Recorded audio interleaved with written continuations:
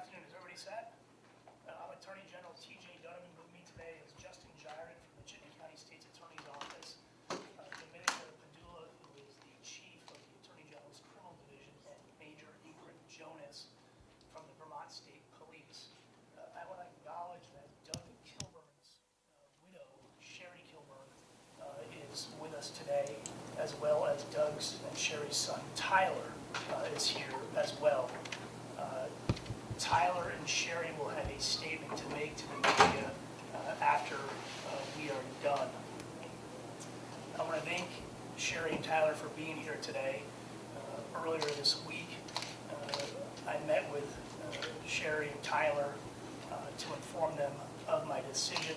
I want to thank them for their time that they spent with us. I want to thank them for their presence here today. We are here to announce our conclusion of the review of the use of force incident involving Burlington Police Officer Cory Campbell with Douglas Kilburn. We have reviewed the officer use of force incident that occurred on March 11, 2019 in Burlington. The Attorney General's Office is declining to prosecute Burlington Police Officer Cory Campbell for charges related to the use of force against Douglas Kilburn.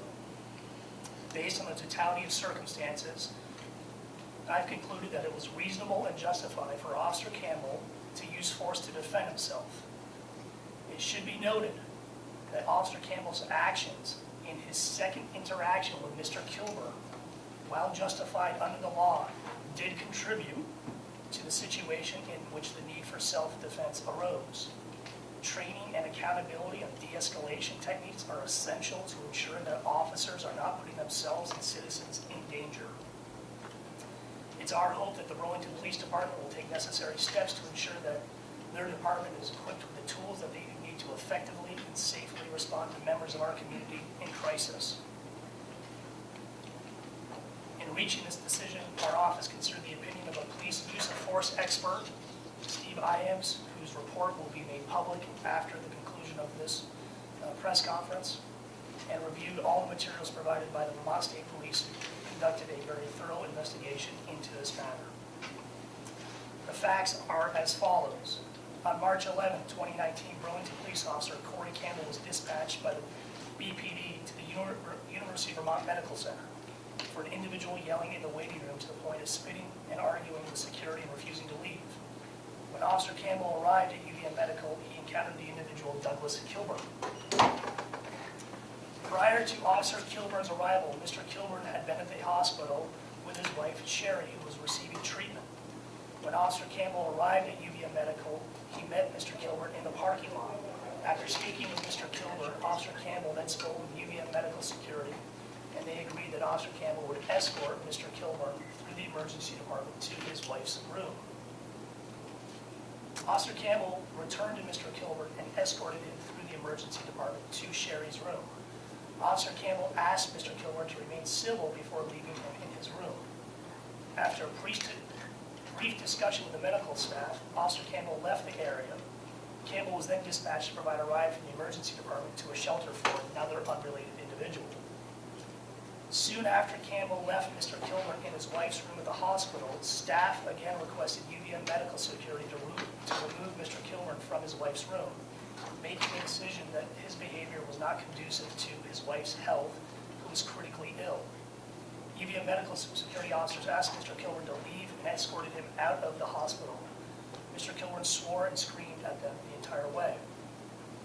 A short time later, UVM Medical Security Officer Heather Gray observed Mr. Kilburn pull his vehicle into the ambulance bay of the emergency department. This is a restricted area. Signs to that effect. Officer Gray approached Mr. Kilburn in the ambulance bay. At the same time, Officer Campbell was also exiting the emergency department with the individual he was transporting to the shelter. UVM Medical Security Officer Gray confronted Mr. Kilburn, telling him he had to move his vehicle from the area. Kilburn continued to argue with her and did not move his vehicle. Officer Campbell asked UVM Medical Security Officer Gray if they were going to trespass Mr. Kilburn, and she stated she did not know. Mr. Kilburn then said they did not need to trespass him as he was leaving. Mr. Kilburn started to drive away. He stopped and pointed to the vehicle saying, quote, "Christ, I've known that guy for 30 years. The following exchange ensued. Officer Campbell, shut the F up and leave. Go, they don't want you here. Mr. Kilburn, did you just swear at me? Officer Campbell, yes, I did. Mr. Kilburn, you're an effing punk. Officer Campbell, yeah, whatever. Officer Campbell then began to walk away. Mr. Kilburn, get the F before I come over here. After this exchange, Officer Campbell turned around and approached Mr.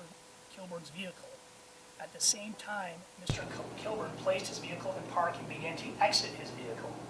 UVM Medical Security Officer Gray yelled no at Mr. Kilburn. As Officer Campbell approached the vehicle, the driver's side of Mr. Kilburn's vehicle opened and Mr. Kilburn began to get out saying, "He ain't got the right to swear at me." Officer Campbell then put his right hand on the door and then on Mr. Kilburn's left shoulder as Mr. Kilburn continued to exit the vehicle with the seatbelt still on his left shoulder.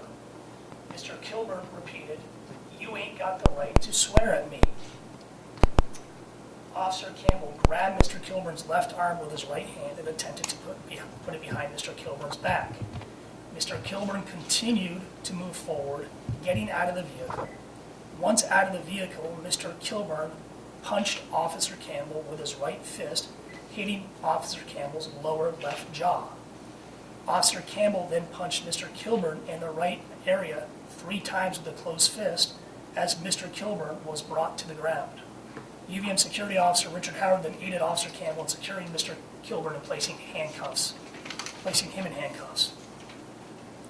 Mr. Kilburn sustained injuries to his face as a result of being punched and was immediately treated at UVM Medical. He was arrested and charged with disorderly conduct and assault on a police officer March 11, 2019, and released on conditions of release. Mr. Kilburn was released from UVM Medical on March 12th.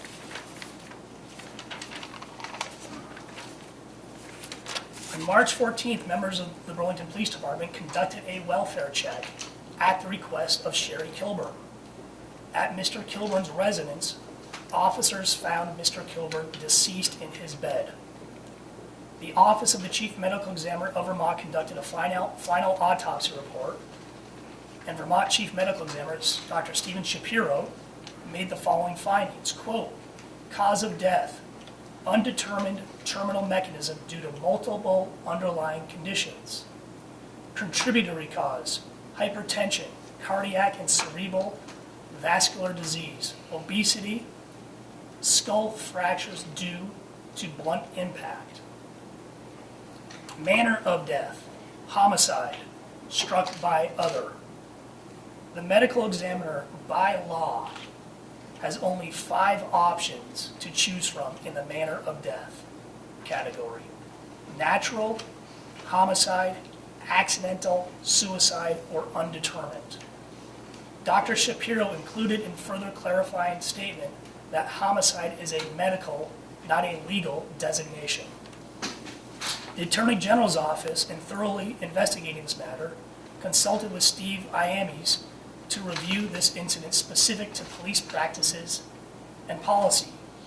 Steve Iames is a highly recommended expert on police practices, including use of force, and has trained law enforcement on these issues both here in the United States and abroad. Mr. Iames evaluated both interactions between Officer Campbell and Mr. Kilburn. In the first interaction, Mr. Iames noted that Officer Campbell demonstrated empathy, patience, and professionalism in regard to Mr. Kilburn. However, that was not the analysis of his second interaction. In his second interaction, Mr. Iames noted 2 factors that precipitated the onset of Mr. Kilburn's assaultive course of action / behavior directed at Officer Campbell. According to Mr. Iames, the first factor was Officer Campbell's language, quote, telling Mr. Kilburn to, quote, "shut the F up and leave. Go, they don't want you here." And the second precipitating factor was Officer Campbell's, quote, return to Mr. Kilburn's vehicle after walking away. Mr. Iames noted that, quote, "officers should not use profanity when verbally interacting with citizens." and that contemporary police training policy and practice generally prohibits officers from using rude or profane language. However, Mr. Iames concluded that the above precipitating factors did not create, quote, a basis or justification for the assaultive behavior directed by Mr. Kilburn towards Officer Campbell. In Mr. Iames' opinion, quote, the closed fist strikes delivered by Officer Campbell in response to Mr. Kilburn's initial closed fist strike were, quote, in self-defense based on adequate cause and provocation and were generally consistent with contemporary police training, policy, and practice. Under Vermont law, a person who kills or wounds another in just and necessary defense of his own life, quote, shall be guiltless. In Vermont, self-defense is justified when 1, the defendant was not the initial aggressor, 2, the defendant was justified using a reasonable amount of force against another, and 3, he reasonably believed that he was in immediate danger of unlawful bodily harm and that the use of such force was necessary to avoid the danger. In our analysis, based on the totality of the circumstances, we concluded that it was reasonable for Officer Campbell to use force to defend himself. Officer Campbell was not the initial aggressor as Mr. Kilburn delivered the first punch, a closed fist strike to Officer Campbell. Second, Officer Campbell was justified in using a reasonable amount of force against Mr. Kilburn. Officer Campbell used a closed fist to strike against Mr. Kilburn. Officer Campbell did not employ any other weapon in his response to being hit, and Officer Campbell was reasonable to believe that he was A, in immediate danger of unlawful bodily harm, and his use of such force was necessary to avoid this danger. Mr. Kilburn had already been assaulted, and Officer Campbell's force was necessary to avoid this danger from continuing. It should be noted that while Officer Campbell's initial interaction with Mr. Kilburn showed exemplary tactics and compassion, his second interaction did not. Officer Campbell's use of foul language and antagonistic behavior did not de-escalate the situation, which ultimately put him in a position when it was necessary to physically defend himself. It's our hope, and I know it's the Kilburns' hope, that the Burlington Police Department will commit to de-escalation training, to continue to commit to de-escalation training for their officers to ensure that their department is equipped with the tools they need to effectively and safely respond to members of our community in crisis. I want to note that Doug Kilburn was in crisis that day at the hospital. His wife Sherry was in critical condition up at the hospital. He was trying to see her. This was a tragic situation that frankly could have been avoided. I spoke to the mayor last night and I spoke to the chief this morning. They've committed to continuing to working on de-escalation tactics. When we were talking about what those tactics look like internally, my chief, the criminal division, Dominica Padula, said tools like empathy, compassion, and kindness are just as effective as a taser or any other weapon. This is a challenge not just in the city of Burlington, this is a challenge in our entire state. We have far too many of these cases happening. We seem to be dealing with these monthly, if not weekly.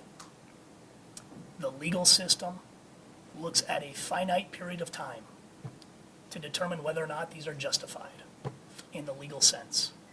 And I want to stress that. It is a matter of seconds that we look at to determine whether or not legally these are justified. We need to do a better job. We need to look towards other jurisdictions to see how they're handling these questions of use of force. We have to continue to build public trust in our law enforcement, not just in the police, but in the prosecutors as we continue to make these decisions. And we have to be open to challenging the conventional wisdom of how we keep our public safe. I didn't know Doug Kilburn, but I know this, that he was a lot more than these few minutes that are shown on this body camera footage. He was a husband and he was a father, and we need to be mindful when we engage in these public debates that we're talking about somebody who has left us, who has died. and we need to be respectful of his memory and respectful of their family while still doing our job. As I said, our copy of our use of force experts report is available. It is a public record. I will now turn it over to the office of the Chittenden County State's Attorney. Chief Deputy Justin Gyron is here to discuss their finding. As in all use of force cases, this is a concurrent review by the Attorney General's office and State's Attorney's offices in the county in which these happen, but they are independent. So with that, let me turn it over to Justin Gyron. Thank you. Good afternoon. I would like to thank Attorney General Donovan and his office for their review of this incident, as well as the Vermont State Police for their very thorough investigation. I would not change anything in terms of what our opinion is from our office. We did review the facts, the investigation, came to the same conclusion as the Attorney General's office, and likewise echo the sentiments that this is a very tragic event. Our condolences to Ms. Kilburn and her family for what happened to Douglas Kilburn, but we do agree that in this case, no criminal charges are justified against Officer Cory Campbell. Thank you.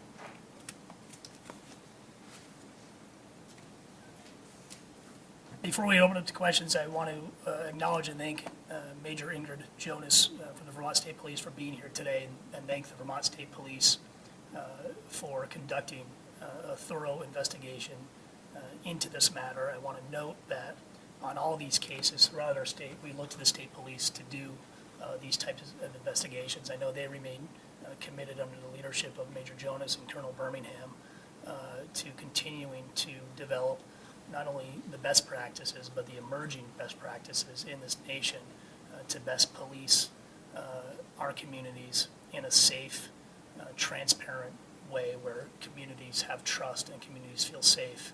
And we have work to do, and we acknowledge that. So with that, let me open it up to questions. Douglas Kilburn died while facing, as I understand it, a criminal charge for disorderly conduct as well, and I think assault on a police officer. Was that charge against him justified in light of the body cam video, which showed that he seemed to swing at the officer in response to the officer putting his hand on his wrist? So I believe that was brought by the State's Attorney's Office, so I'll let Mr. Gyron address that. So, yes, the review of the body cam and the investigation, the subsequent investigation by state police, wouldn't change the decision to charge Mr. Kilburn as we did. Obviously, the charges were dismissed after his death, but there's no reason to think that anything we learned afterwards would have changed our decision to charge. Was it dismissed by a judge or by your office? By our office. So it wasn't really dismissal, it was more you opted not to charge. There's no judge in fact probable cause, is what you're saying. Well, I think I think the court had found probable cause because we filed the charges, so we had to dismiss the charge. So it wasn't that we didn't just So bring there's it. an affidavit on file. There should be. What can you say about the length of time that this review took in the instance of the officer involved shooting Montpelier? That took a matter of, I believe, maybe a month. This has been several months later. What the timing of the review of this? Sure. I can certainly speak for myself and Ms. Padula and others in my office. I was troubled by this. I think we're all troubled by what happened here, and I think when you look at that expert opinion, the decision by Campbell to engage Mr. Kilburn and use that language escalated the situation at that point in time. And I thought that it was incredibly important to bring in an independent third-party expert in the use of force to look at this and provide that expertise and opine whether or not that his actions were reasonable under the circumstances, because we were troubled by what we saw on that video. And the length of time was because we were waiting for the expert's report. How did you find this independent expert? He's actually used and worked with VSP, and I think is very well regarded by the Vermont State Police. What was most troubling to you about the interaction? Because it could have been avoided. That's the bottom line. It could have been avoided. Did anyone in the investigation end up talking to Campbell? No. Interviewing him? Nope. Would that potentially have made a difference in any part of this investigation? Look, everybody has a right not to be interviewed. You know, we're having this debate right now about whether or not police officers should be entitled to review body camera footage before they're interviewed by the police. I agree with the Vermont State Police that they should not. Here's why. Any other suspect in any part of this state today that is interviewed by any member of law enforcement is not going to be presented evidence before they're interviewed.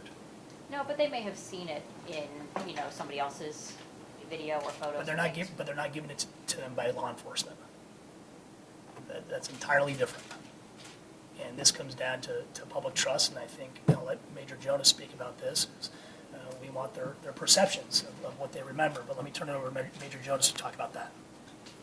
Yeah, I think TJ said it well, but in an investigation like this, we're looking for the independent recollection from the officer. We're looking for their authentic perspective on it.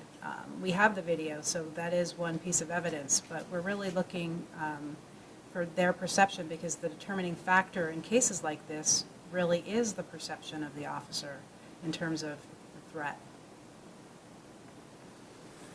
Do you think Officer Campbell should face discipline in the Burlington Police Department?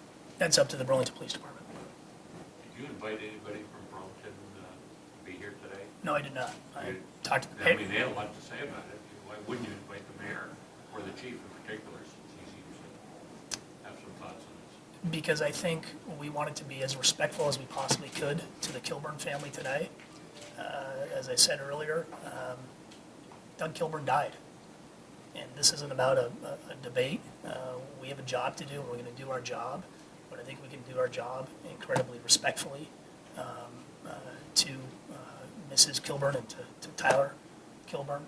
And, yep. And I think sometimes we all lose sight that there's a community member here, families who are grieving, and I talked to him, I informed him of our decision, had a very productive call with both the mayor and the chief. They are committed to policing the best possible way in the city of Burlington, and as we said, we all can do better. I include myself in that definition. We all can do better. There's too much of this going on in our state. We see there's too much of this going on in our state. What's happening here and what needs to be done?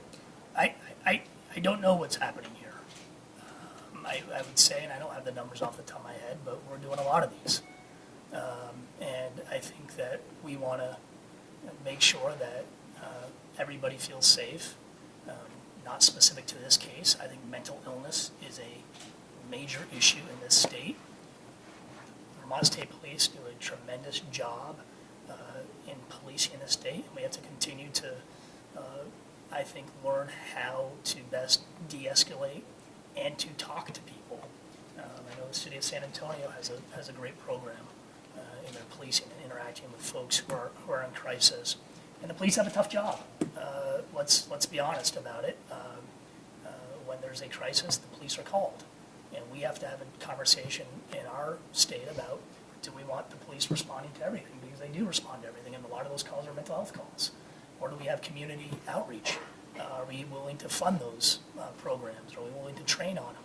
So it's a complicated issue. I don't think there's any easy answers, but I think we all remain committed to doing this better, to making sure that Vermonters feel safe, to making sure that Vermonters feel safe to call the police.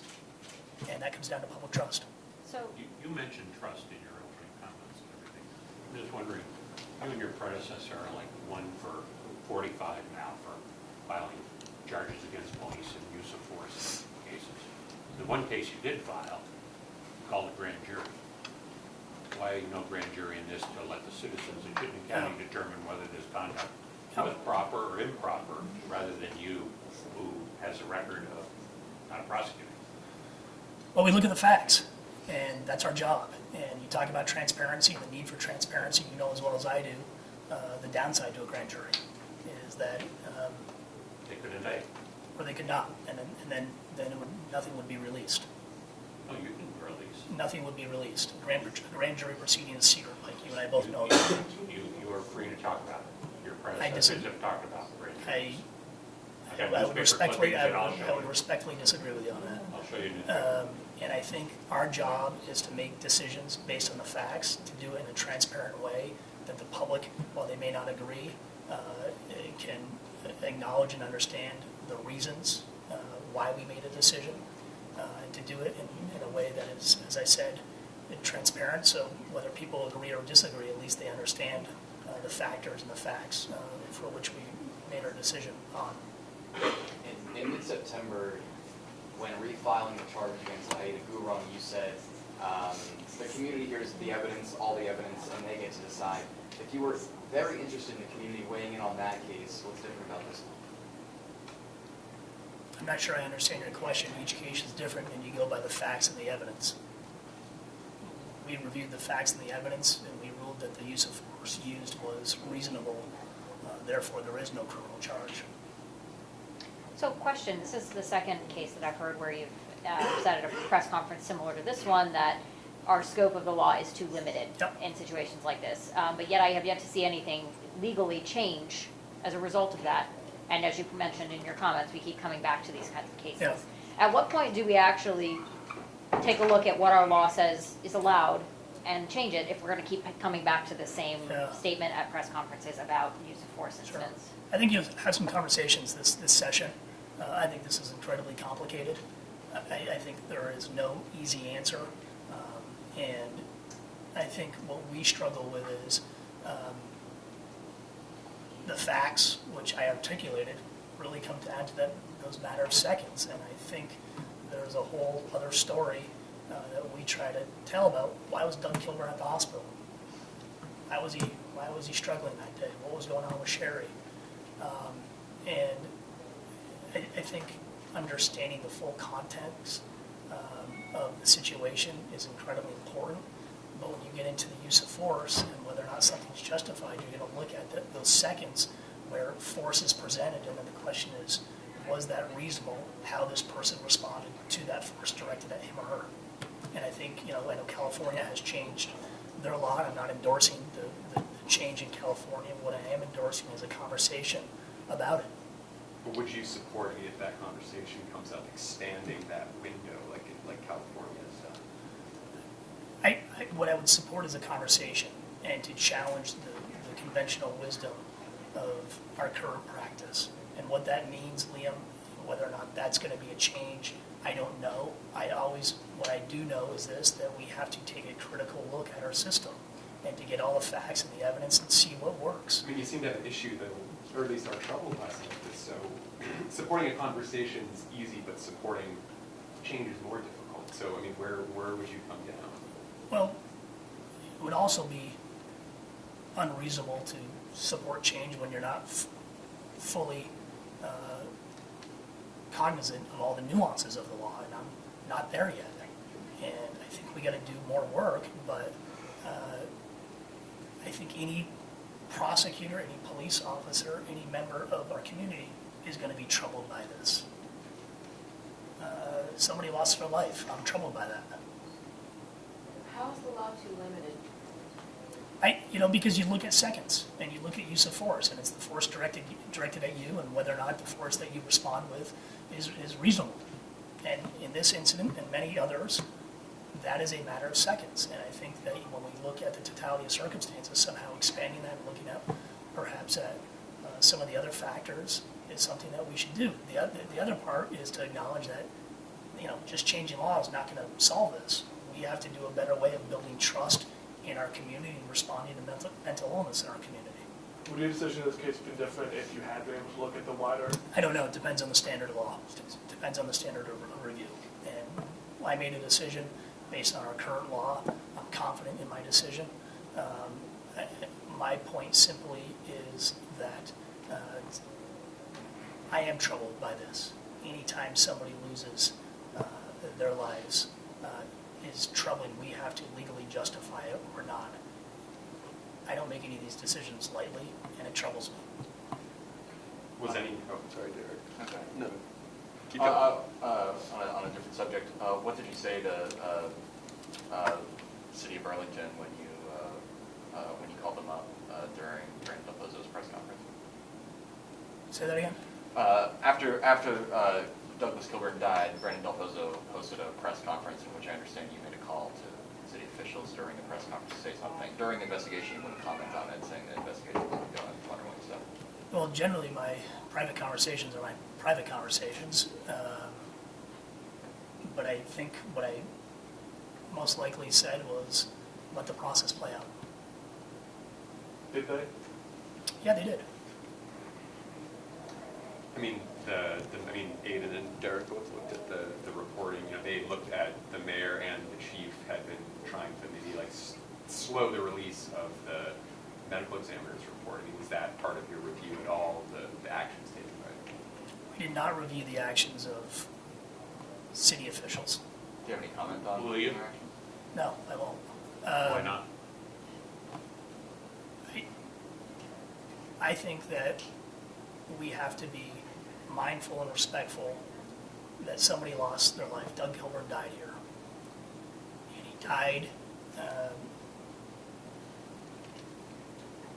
with involvement with a member of the police. That triggers a review by the state's attorney and my office. And if we're talking about public trust, then you have to let the process play out. And you have to let this process play out as it would in any other case. And I don't think in any other case would you have had that type of press conference, frankly. And treat people with respect, treat people fairly, and do your job.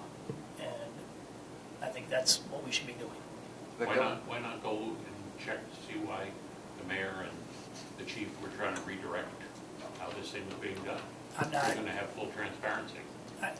Our Or you're not gonna have full our transparency. review has concluded. Whether our review is concluded. The governor's office had said that the interventions by the city officials were borderline unethical. Do you feel the same way? As I said, I don't think you would have seen that press conference in any other case. And you want to treat people fairly, you want to treat people respectfully, you want to treat it like this anything else. At the end of the day, you let the process play out. And you let independent prosecutors, investigators do their job. That's how you build. I'm not sure I understand, because you said you felt like they let the process play out, but it also sounds like you didn't see the press conferences appropriate. Well, I think I'm being incredibly clear. I called because I was concerned.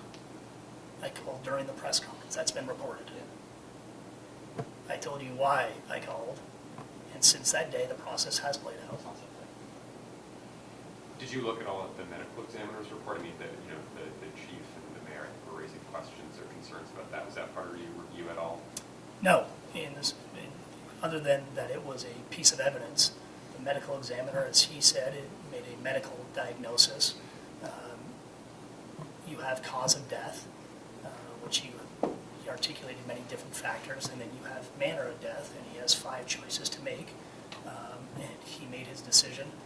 The fact of the matter, there was a use of force. That then triggers a review by us. We then determine whether or not a crime occurred.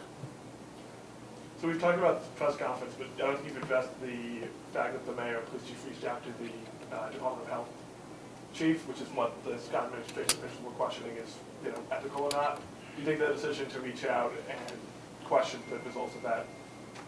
I'm gonna let the city of Burlington answer those questions, and I'm sure those questions will be brought up in different venues. One question, did anyone, as part of this investigation, check why the hospital released Mr. Kilburn, and then he later died at his home from injuries in part that he sustained? Like, was there any investigation or question on why he was released when he was was clearly not well. That's not part of our review. We looked at whether or not Officer Campbell's conduct arose to the level of a crime. I'm sure your review is consistent with that. Oh, absolutely. Yeah, it wasn't part of our review to go and talk to the hospital about the care that Mr. Kilburn received. I'm curious, does anyone actually look at that? I think in different venues, those questions may be asked. What venue would that I think in different venues, those questions may be asked. be? Which one? Other questions? The Burlington police have been pretty vocal about their use of force training. Do you see anything lacking in that training? I go back to what Dominica Padula said earlier about how we de-escalate and what we use as tools. And I think meeting people where they are, oftentimes in crisis, understanding why they're in crisis, asking those questions, demonstrating compassion and empathy are effective tools, and sometimes just listening. And I know when you look at the city of San Antonio, their outreach is really based on that. Meeting people where they are and simply listening and understanding as a way to de-escalate. Frankly, in this case, Officer Campbell demonstrated that with his first interaction, but it was a completely different interaction the second time he encountered Doug Kilburn. And I think that's troubling to me that, and I think the expert talks about this, that he really was an exemplary police officer. That first interaction, he was compassionate, he was demonstrating empathy, he was trying to solve a problem. But that did not happen the second time they met. What's the status of Officer Campbell right now? I don't know, I know you'd have to ask Burlington Police. My understanding is that Officer Campbell is on, he's not doing his regular duties. I think he's doing administrative type tasks inside the department until this review is complete. So I'm sure that they'll reassess after today's decision. Thank you, so let me now turn it Did over. he return to the street before he gets a little more training? That is a question for the Burlington Police Department and the mayor. And if they ask you your opinion? I will give them my opinion in a confidential manner. With that, let me turn it over to Tyler and Sherry Kilburn. Thank you.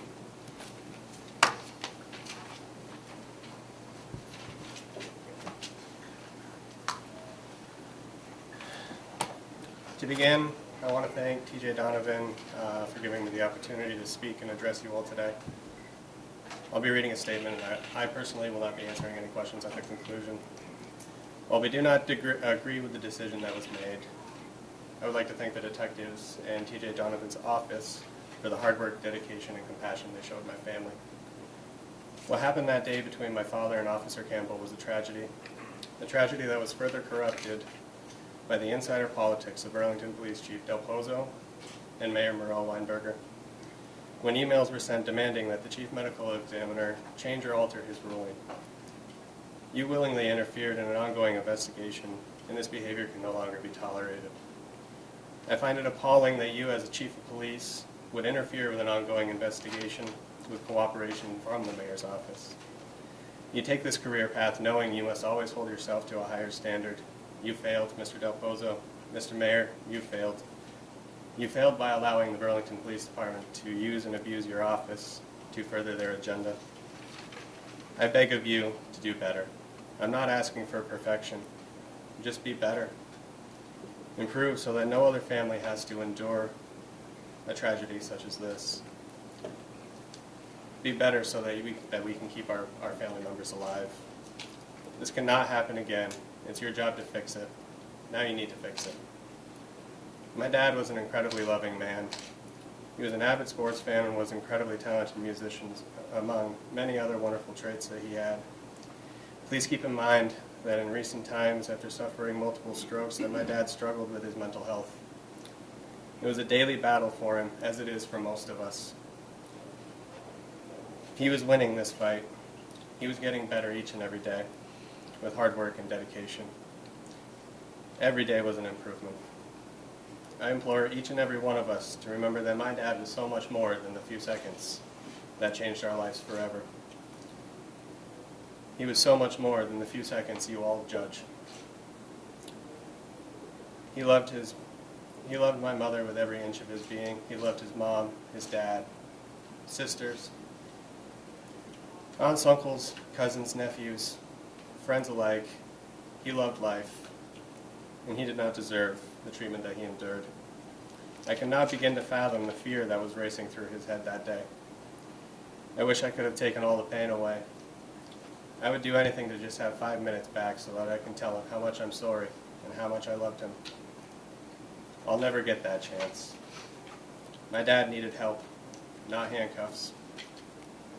For everybody that's going to be watching this, if someone needs help, help them.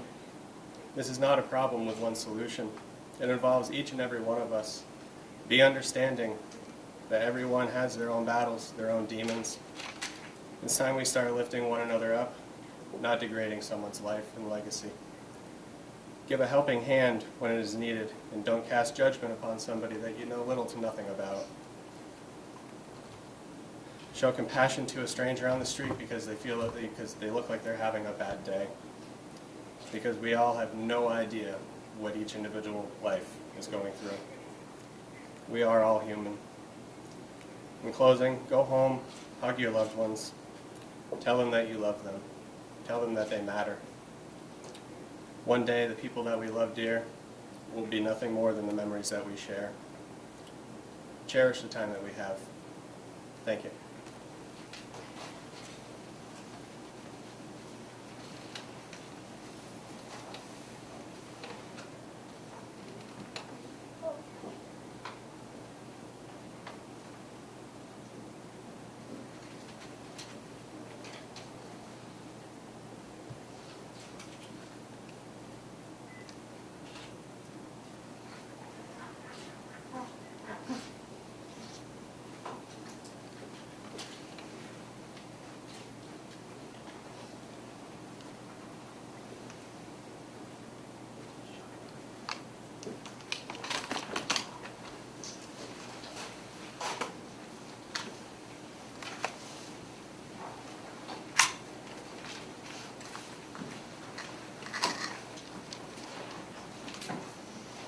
So, copies of the press statement and the expert opinion is hyperlinked in the press statement, so everything will be public. Cory and I will post it in like an hour, but if you want to preview, it's unofficial because I got the date wrong. Forgive my handwriting. Thank you all.